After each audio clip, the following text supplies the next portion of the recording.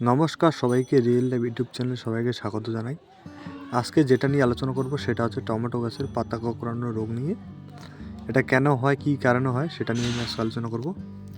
আপনারা এখন যেটা দেখতে পাচ্ছেন, এই টমেটো গাছটাতে পাতাগুলো সব পাতা কোঁকড়ানো হয়ে গেছে। এরকম যদি প্রবলেম হয় গাছের, তো গাছের গ্রোথ কমে যাবে, ফল হবে না, ফুল হবে না, কিচ্ছু হবে না। তো এর জন্য আপনারা কী করবেন সেটা আমি বলবো।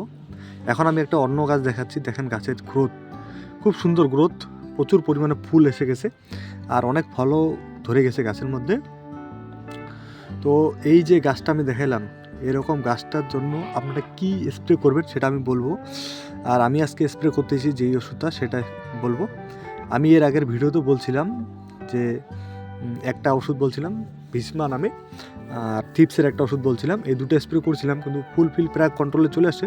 তার জন্য আরেকটা ওষুধ আমি স্প্রে করব একদম কন্ট্রোলে করার জন্য। তো এটা যেহেতু একটা ভাইরাস জনিত রোগ, এটা প্রতিনিয়ত ছড়ায় একটা গাছ থেকে আরেকটা গাছে। তো এটার জন্য অবশ্যই একটা ভাইরাসের ওষুধ একটা স্প্রে করতে লাগবে। আর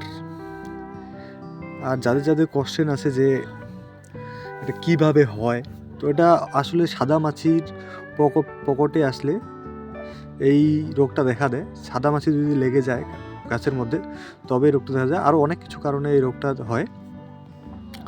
তো আমি আজকে দেখাবো আপনাদেরকে, ওষুধটার নাম বলবো, কী ওষুধ স্প্রে করবেন। ওইটা দিলে একদম ফুলফিল কন্ট্রোলে চলে আসবে। আমি এর আগের একটা ওষুধ স্প্রে করেছিলাম, ওটাতে প্রায় 90% কন্ট্রোলে চলে আসে। এই গাছগুলো দেখো,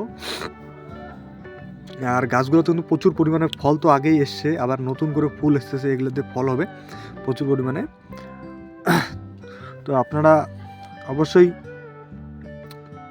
যারা নতুন অবশ্যই দেখো ভিডিওটা। আর যেটা এই যে দেখো, আমি গাছের পাতাগুলো কেন কেটে ফেলে দিয়েছি, কারণটা কি, গাছের নিচের যেগুলো থিপস লাগা পাতা আছে, মাথাগুলো পুড়ে গেছে গাছের পাতার, ওগুলো আমি কেটে ফেলে দিচ্ছি। কারণটা কি, নিচের যে পাতাগুলো আছে জল টল দিলে কী হয়, নিচের যেসব পোকামাকড় থাকে সেগুলো গাছের উপরে উঠে চলে আসে। এর জন্য নিচের যেগুলো পাতা খারাপ হয়ে গেছে সেগুলো অবশ্যই কেটে ফেলে দেবেন। আর এই ওষুধ আপনারা স্প্রে করবেন, সাই ফাঙ্গি ভাইরাস। এটা প্রতি 16 লিটার ট্যাঙ্কিতে 25 থেকে 30 ml করে আপনারা স্প্রে করবেন, ফুল কন্ট্রোল চলে আসবে। যেহেতু এটা ভাইরাস জনিত একটা রোগ, এর জন্য আমি সাই ফাঙ্গি ভাইরাস এই ওষুধটা স্প্রে করতেছি। ধন্যবাদ সবাইকে।